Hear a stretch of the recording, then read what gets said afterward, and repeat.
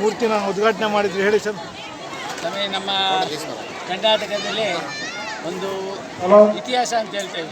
ಯಾಕೆ ಅಂದರೆ ನಮ್ಮ ಒಂದು ದ್ರೌಪದಮ್ಮನ ಒಂದು ಕಾರ್ಯಕ್ರಮ ಅಂದರೆ ಎಲ್ಲ ಯಶಸ್ವಿಯಾಗಿ ನಡ್ಕೊಂಡು ಬರ್ತಾಯಿದೆ. ಸುಮಾರು ಕರ್ನಾಟಕದಲ್ಲೇ ಸುಮಾರು 150 ಜಾಗದಲ್ಲಿ ನಮ್ಮ ಅನ್ನಿಕುಲದವರು ಕರಗ ಮಹೋತ್ಸವವನ್ನು ಆಚರಣೆ ಮಾಡ್ಕೊಂಡು ಬರ್ತಾಯಿದ್ವಿ. ಯಾಕೆಂದರೆ ನಮ್ಮ ಜನಾಂಗದ ಇಲ್ಲೆಲ್ಲಿ ಸುಮಾರು 13 ಡಿಸ್ಟಿಕಲ್ಲಿ ನಮ್ಮ ಜನಾಂಗ ಅನ್ನಿಕುಲ ಶಕ್ತಿಯವರು ಹೆಚ್ಚಿಗೆ ಇದ್ದೀವಿ. ಆ ಇದರಲ್ಲಿ ಎಲ್ಲ ಕಡೆಯೂ ಈ ವರ್ಷಕ್ಕೊಂದ್ಸರಿ ನಾವು ಕಾರ್ಯಕ್ರಮ ಆದರೂ ನಾವು ಒಂದು ಯಾಕೆಂದರೆ ಕರಗ ಮಹೋತ್ಸವ ಮಾಡೋದು ಒಂದೇ ಅಲ್ಲ ಮುಖ್ಯ, ಒಂದು ಪ್ರತಿಮೆ ಒಂದು ಮಾಡಿ ಒಂದು ಜನಾಂಗಕ್ಕೆ ಗೊತ್ತಾಗಬೇಕು. ಎಲ್ಲ ಕಡೆಯೂ ಒಂದು ದೇವರ ಒಂದು ಅನುಗ್ರಹ ಇರಲಿ, ಆದಿಶಕ್ತಿ ಒಂದು ಅನುಗ್ರಹ ಇರಲಿ ಅಂತೇಳಿ ನಾವು ಈಗಾಗಲೇ ಒಂದು ಸಂಕಲ್ಪ ಮಾಡಿಕೊಂಡು ಈಗಾಗಲೇ ನಮ್ಮ ಮೊದಲನೇದಾಗಿ ಹೆಬ್ಬಗೋಡಿಯಲ್ಲಿ 18 ಅಡಿ ಪ್ರತಿಮೆಯನ್ನು ಮಾಡವ್ರೆ. ಇನ್ನು ಹಾಗಾಗಿ ಮೊನ್ನೆ ಬೊಮ್ಮನಹಳ್ಳಿಯಲ್ಲಿ ಮೊನ್ನೆ ಒಂದು ಬೆಲ್ಲಂದೂರಲ್ಲಿ ಮೊನ್ನೆ ಒಂದು 10 ಅಡಿ ಒಂದು ಸ್ಟ್ಯಾಚು ಮಾಡವ್ರೆ. ಈಗಾಗಲೇ ನಾವು ಇದನ್ನು ಸುಮಾರು 5 ತಿಂಗಳ ಮುಂಚೆನೇ ನಾವು ಉದ್ಘಾಟನೆ ಮಾಡಬೇಕಾಗಿತ್ತು.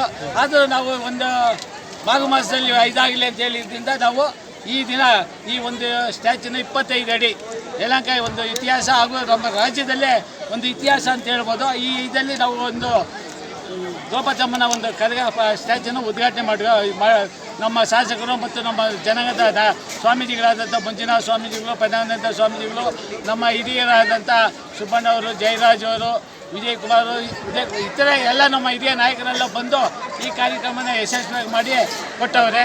ಇದೇ ಥರ ನಾವು ರಾಜ್ಯದಲ್ಲಿ ಎಲ್ಲ ಕಡೆ ಈ ಒಂದು ಪ್ರತಿಮೆಯನ್ನು ಮಾಡಿಸ್ಬೇಕು. ಯಾಕಂದರೆ ಎಲ್ಲೆಲ್ಲಿ ಇವಾಗ ಹಾಕಿದೆ ಇತರೆ ಜನ ಎಲ್ಲರೂ ಆ ಜನಾಂಗದವರು ಒಂದೊಂದು ಪ್ರತಿಮೆಯನ್ನು ಸ್ಥಾಪನೆ ಮಾಡ್ತಾ ಇರ್ತಾರೆ.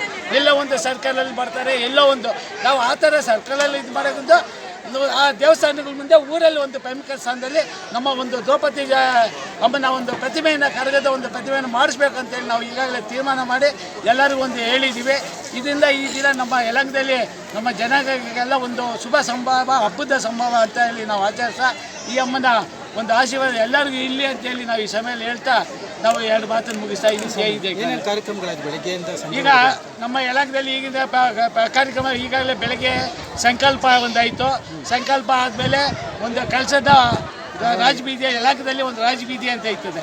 ಆ ರಾಜಬೀದಿಯಲ್ಲಿ ಆ ಕಳಶ ಎತ್ಕೊಂಡು ದೇವಸ್ಥಾನಕ್ಕೆ ಹೋಗಿ ಒಂದು ಪ್ರೊಸೆಷನ್ ಬಂದು ಆ ಕಳಶನ ಪ್ರತಿಷ್ಠಾಪನೆ ಮಾಡಿದ್ವಿ.